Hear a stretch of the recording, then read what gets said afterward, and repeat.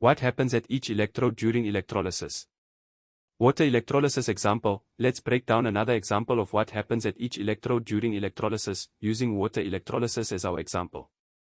At the cathode, the negative electrode. The cathode has a negative charge, so it attracts positive ions, called cations. Here, reduction happens. That means the ions gain electrons. In water electrolysis, hydrogen ions, H+, arrive at the cathode. They gain electrons, and become hydrogen gas. So, bubbles of hydrogen gas form at the cathode. Therefore the reaction is 2H++ 2E-H2 gas. At the anode, the positive electrode. The anode has a positive charge, so it attracts negative ions, called anions. Here, oxidation happens. That means the ions lose electrons.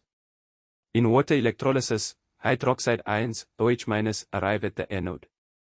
They lose electrons, and form oxygen gas and water. So, bubbles of oxygen gas form at the anode.